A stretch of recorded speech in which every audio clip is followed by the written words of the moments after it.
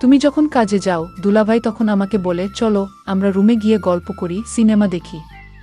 তুমি বাসায় না থাকলেই দুলাভাই শুধু আমায় তার রুমে ডাকে আর বলে আমার মাথায় কেমন জানি ঝিনঝিন করে ব্যথা করছে, একটু মাথায় মালিশ করে দে তো, তাহলে হয়তো মাথার ব্যথাটা কমে যেতে পারে। দুলাভাই বলে তোর বোন তো সারাদিন অফিসের কাজে থাকে, আমার দেখাশোনা তোকে করতে হবে। 11 বছরের ছোট বোনের মুখে এমন কথা শুনে থমকে দাঁড়ায় মিতু, বোনকে কাছে টেনে নিয়ে মাথায় হাত বুলিয়ে জিজ্ঞাসা করে হেনা বইনা আমার, কি কও এইসব? উনি তোমার ভাইয়ের মতো, তোমারে অনেক স্নেহ করে। সেই দিন তুমি কাজে যাওয়ার পর দুলাভাই আমারে কইল হেনা পানি দে। আমি পানি নিয়া যাইতেই আমাকে বলল তোরে অনেক টাকা দিমু, তুই স্কুলে গিয়ে ফুচকা খাবি, বন্ধুদের নিয়ে ঘুরতে পারবি, তুই শুধু আমার একটা কথা রাখবি। দুলাভাই কি বলতে তা না শুনেই আমি চলে এলাম। মিতু চমকে উঠল, কি শুনছে ছোট বোনের মুখে এইসব? একমাত্র ছোট বোন হেনা। বাবা মা ছোট থাকতেই মারা যায়, বাসায় বাসায় কাজ করে দুজনের পেট চালাতো মিতু। একদিন শাকিলের সাথে পরিচয়, শাকিল ছিল কেয়ারটেকার, সেই বাসায় কাজ করত মিতু। প্রথম প্রথম লজ্জায় কথা বলতে পারত না শাকিলের সাথে, আস্তে আস্তে দুজনের প্রেম গড়ায়, তারপর বিয়ে। বিয়ের পর থেকেই হেনা ওদের কাছে। 1 বছর হয়েছে মিতু আর শাকিলের বিয়ে। মিতু সকাল হলেই রান্না সেরে চলে যায় কাজে। শাকিল যে বাসার কেয়ারটেকার, সে বাসায় ঘর উঠিয়ে থাকতে দিয়েছে মালিক, তাই শাকিল সারাদিন বাড়িতে থাকে। হেনাকে একটা স্কুলে ভর্তি করেছে মিতু, সকাল থেকে বোটা পর্যন্ত স্কুল, বাকিটা সময় ঘরের টুকটাক কাজ করে।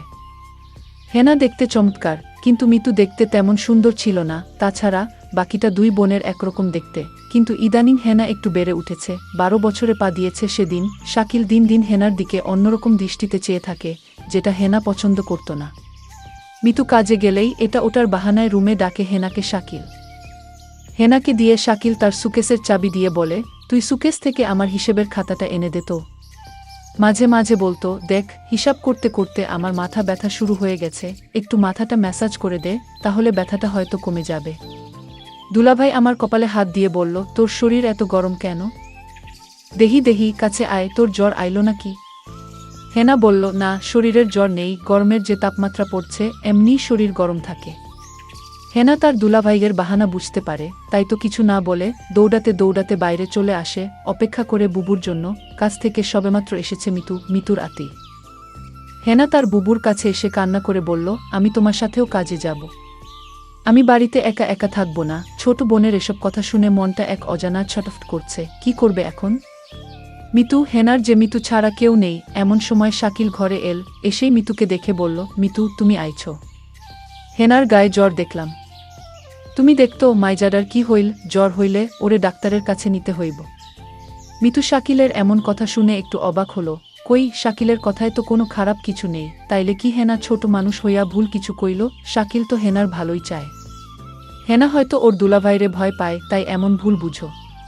ছোটবেলা থেকে মাইয়ারা এমন, খুব সহজে যাকে তাকে ভয় পেয়ে বসে। তাই তো মিতু ব্যাপারটা সহজভাবে নিয়ে হেনার গায়ে হাত দিয়ে দেখে সত্যি জ্বর, আরও শিওর হয়ে গেল হেনা শাকিলকে ভুল বুঝছে। হেনাকে মিতু বলল হেনা তোর গায়ে তো সত্যি জ্বর, চল তোরে ওষুধ আয়না দেই।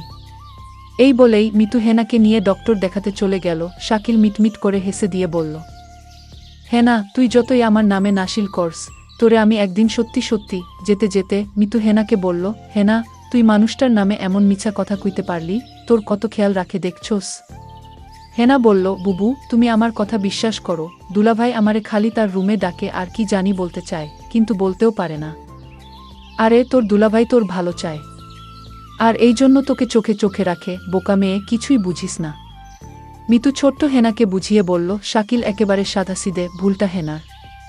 আমি মিতুকে বললাম বুবু যেদিন কিছু একটা হবে সেদিন আমার কথা বিশ্বাস করবে, তার আগে নয়। বুবুও আমায় জারি দিয়ে বলল বাদ দে এসব কথা, এখন ডাক্তার দেখাবো। ডাক্তার বলল হেনার শরীরে জ্বর আর তাই তাকে ভালো ওষুধ খাওয়াতে হবে। হেনার জন্য ওষুধ নিয়ে বাসায় চলে আসলাম। হেনার সমস্ত ওষুধের খরচ শাকিল দিল।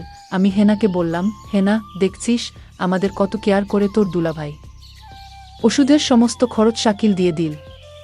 বুবু আমার মনের কথাটা বুঝল না। বুবু তুমি শুধু শাকিল ভাইয়ের উপরের দিকটাই দেখলে, ভিতরের রূপটা দেখলে না। রাতে খাওয়া দাওয়া শেষ করে হেনা শুয়ে পড়ল। আমি হেনাকে বললাম কিরে হেনা তুই ওষুধ খেলি না? ওষুধ না খেলে তোর জ্বর ভালো হবে না, তুই দিন দিন অসুস্থ হয়ে যাবে। বুবু আমার গায়ে জ্বর নেই, আমি ওষুধ খাবো না। আমি সুস্থ আছি। কি বলছিস? পাগলি মেয়ে।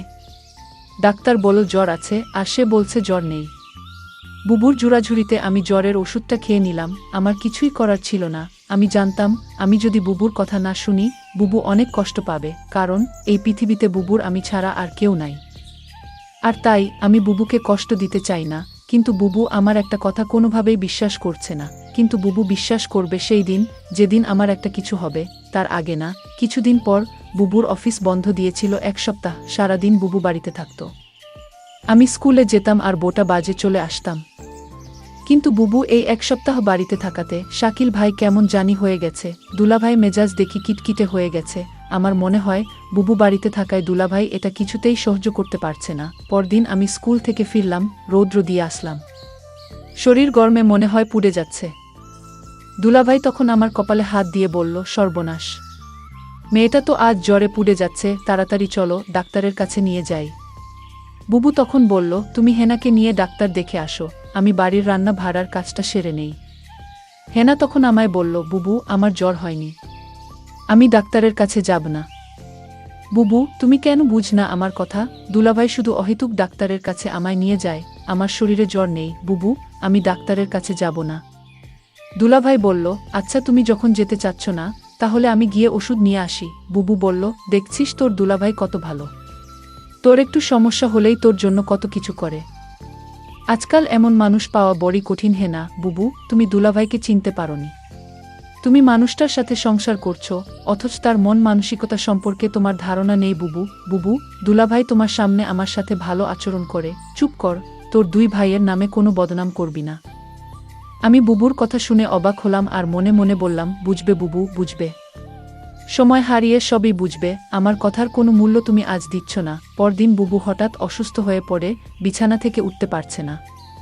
শরীরের একটু শক্তি নেই। বুবুর শরীরে প্রচণ্ড জ্বর চলে আসছে। দুলাভাই বুবুর অসুস্থতা দেখেও বলছে, আমার আজ একটা জরুরি কাজ আছে বাহিরে, আমার আসতে একটু লেট হবে। দুলাভাইকে বললাম, বুবুর গায়ে তো জ্বর আসছে, বুবুকে ডাক্তারের কাছে নিয়ে যেতে হবে। দুলাভাই বলল, তুই একটু নিয়ে যা, আমি আজ যেতে পারবো না, কারণ আজ আমার জরুরি কাজ আছে। আমি বুবুকে বললাম, বুবু দেখলে আজ তুমি অসুস্থ, তাই তোমাকে ডাক্তার দেখাতে নিয়ে গেল না। আজ যদি আমি অসুস্থ হতাম, তাহলে দেখতে কত দরদ দেখাতো। বুবু আমার কথা শুনে কিছুটা আমার কথা বিশ্বাস আসলো। বুবু তখন মনে মনে বলল, ঠিক আছে, শাকিলের মতলব সম্পর্কে আমার জানতে হবে। শাকিল কি আসলে সে উপরে উপরে ভালো, নাকি সত্যি শাকিল একজন ভালো মানুষ? রাতে শাকিল ঘরে ফিরল। ডাইনিং টেবিলে খাবার ছিল। সে নিজ হাতে খাবার খেয়ে সোজা ঘুমিয়ে গেল। আমি আশ্চর্য হয়ে গেলাম, আমার খুব কষ্ট হচ্ছিল। শাকিল আমায় অসুস্থ দেখে গেল, অথচ একবারও জিজ্ঞেস করল না, তোমার কি জ্বর কমেছে? শাকিল জানি কেমন হয়ে গেছে। অথচ গতকাল আমার বোনের জ্বর আসলো, তার প্রতি সে কত না কেয়ার দেখালো। এসব চিন্তা করতে করতে আমার রাতে ঘুম হচ্ছিল না। আমি সারা রাত ঘুমাতে পারিনি। তাহলে আমার ছোট বোনটা যা বলল, তা কি সত্যি বলেছে? না, এ হতে পারে না। সকালে ঘুম থেকে উঠে দেখি শাকিল নাস্তা না করে চলে গেছে। আমি তাকে ফোন করছিলাম। সে ফোন ধরে বলল, আমি একটা কাজে আছি, আমি তোমায় পরে কল দিচ্ছি। আমি তখন শাকিলকে বলতে চেয়েছিলাম, শাকিল, আমার 2 দিন ধরে জ্বর, আমার জন্য কিছু ওষুধ নিয়ে এসো। সেটা বলার আগেই সে ফোন কেটে দিল। আমি ভাবলাম কিছুক্ষণ পর আবার ফোন দিব। প্রায় 2 ঘন্টা পর আমি শাকিলকে ফোন করলাম। আমি বললাম, 2 দিন ধরে আমি অসুস্থ, তুমি আমার খোঁজ রাখনি কেন? শাকিল বলল, আরে আমি এই 2 দিন একটু বিজি ছিলাম, তাই কোনো খোঁজ রাখতে পারিনি। তারপর আমি বললাম, যদি পারো তাহলে আমার জন্য কিছু ওষুধ নিয়ে এসো। ঠিক আছে, ঠিক আছে, আমি নিয়ে আসব। এখন ফোন রাখো। আমার মনে হলো আমি তাকে ফোন দিয়ে বিরক্ত করেছি। একদিন রাতে শাকিল ঘুমাচ্ছিল। হঠাৎ মধ্যে রাতে দেখি শাকিলের রুমে নাই। আমি রুমের চারদিক ভালো করে খুঁজতে লাগলাম, কোথাও শাকিলকে দেখতে পাইলাম না। তারপর দরজা খুলে রুম থেকে বের হয়ে দেখলাম হেনার দরজার কাছে গিয়ে হেনাকে ডাকছে। আমি বললাম, শাকিল, তুমি হেনাকে ডাকছো কেন? শাকিল আমাকে দেখে চমকে গেল। শাকিল বলল, আর বলো না, হেনার ঘরে আমার ল্যাপটপটা রাখা ছিল, তাই হেনাকে ডাকছি। কারণ ল্যাপে অনেক হিসাব পড়ে রয়েছে, তা আজ রাতে শেষ করে অফিসে জমা দিতে হবে। শাকিল, তুমি আমার সাথে মিথ্যা বলো না। আমি জানি তুমি জব করো না, আর তাহলে তোমার অফিসে কিসের কাজ? মিতু, তুমি আমার মুখের উপর তর্ক করো না। আমি যা বলছি তাই সত্যি। আমি নতুন একটা অফিসে জব নিয়েছি। আমি তার সাথে আর কথা বাড়ালাম না। শাকিলের প্রতি আমার সন্দেহের মাত্রাটা বেড়ে চল। এখন শাকিলকে আমার তেমন বিশ্বাস হয় না। কখন কি করে বসে তার কোনো ঠিক নেই। আমি শাকিলকে বললাম, যেহেতু তুমি একটা চাকরি পেয়েছ, তাহলে আমার আর কাজের দরকার কি? আমি না হয় বাসায় থাকলাম, তুমি চাকরি করো। শাকিল তখন আমায় ধমকে সুরে বলল, তোমার যে বোন রয়েছে তার লেখাপড়ার খরচ কি আমি দিব? তুমি তোমার কাজ করো, আমি আমার কাজ করি। শাকিলের কথা শুনে বুঝতে পারলাম তার আসল চেহারাটা বের হয়ে আসছে ধীরে ধীরে। আমি বললাম, ঠিক আছে শাকিল, তোমার কোনো চাকরি করতে হবে না, আমি তো আছি। দেখলাম শাকিল অনেক খুশি হয়ে গেল। পরদিন আমি কাজে চলে গেলাম। বাড়িতে হেনা আর শাকিল। আমার এই দিন কাজে কিছুতেই মন বসছিল না। কারণ আমার খুব চিন্তা হচ্ছিল আমার বোনটাকে নিয়ে। আমি যেখানে কাজ করতাম সেই মালিককে বললাম, আজ আমায় একটু আগে ছুটি দিয়ে দেন, আমার বাসায় একটু সমস্যা। মালিক বলল, ঠিক আছে, আজ তোমাকে আগে ছুটি দিয়ে দিব। কোনোরকম অফিসের সময়টা গেল। আমার ডিউটি হচ্ছে সকাল ৮টা থেকে রাত ৮টা। কিন্তু আজ আমি বিকাল ৪টায় ছুটি নিয়ে বাসায় চলে আসলাম। বাসায় এসে দেখি বাড়িতে কেউ নাই, একদম নিস্তব্ধ। আমি হেনাকে ডাকছি, হেনা কোথায় তুই? আবার শাকিলকে ডাকছি, শাকিল কোথায় তুমি? আমি কারো সাড়া শব্দ পেলাম না। সমস্ত বাড়ি খুঁজছিলাম, কাউকে দেখতে পাচ্ছিলাম না। শুধু একটা জায়গা বাকি ছিল, আর সেই জায়গাটা হলো বাথরুম। আমি বাথরুমের দিকে গেলাম। গিয়ে যা দেখলাম তা দেখে আমার মনে হচ্ছিল আমার দম আটকে গেল। আমি দেখলাম হেনা একপাশে পড়ে আছে। আমি দৌড়ে কাছে গিয়ে হেনাকে ডাকলাম, হেনা বোন আমার, তোর কি হয়েছে? হেনার কোনো সাড়া শব্দ নেই। চিৎকার করে হেনাকে ডাকছি, এই হেনা উঠ, তোর কি হয়েছে বোন? আমি কথা দিচ্ছি, আমি আর কোনোদিন তোরে বাসায় একা রেখে কাজে যাব না। লক্ষ্মী বোন আমার, তুই উঠ, আমার সাথে রাগ করিস না। হেনার মুখ দিয়ে কোনো কথাই বের হচ্ছিল না। একটা সময় বুঝতে পারলাম হেনা আর নেই। হেনা আমার সাথে অভিমান করে চলে গেছে। হেনা মরে গেছে। আমি কাঁদছিলাম আর বলছিলাম, হেনা বোন আমার, তুই একবার উঠে। এই যে আমি কথা দিচ্ছি, এখনই তোকে নিয়ে অন্য কোথাও চলে যাব। হেনা আমার কথা শুনছিল না। শুনবে কি করে? সে তো মরে গেছে। আমি হেনার হাতে একটা চিঠি দেখতে পেলাম। চিঠিটা তার হাত থেকে নিয়ে খুলে দেখলাম, চিঠিতে লেখা ছিল, বুবু, তুমি আমার কথা বিশ্বাস করছিলে না। আমি অনেক কষ্ট নিয়ে দুনিয়া থেকে চলে গেলাম। এর কারণ হলো আমার দুলাভাই। বুবু, তুমি আমাকে ক্ষমা করে দিও। আর তোমার প্রতি একটা অনুরোধ, তুমি শাকিলকে ছেড়ে চলে যেও। তা না হলে আমার আত্মা শান্তি পাবে না। আমার আর বুঝতে বাকি রইল না কেন হেনা দুনিয়া ছাড়ল, কি ঘটেছিল। আমার বোন ঠিকই বলেছিল, বুবু, তুমি সময় হারিয়ে সব বুঝবে।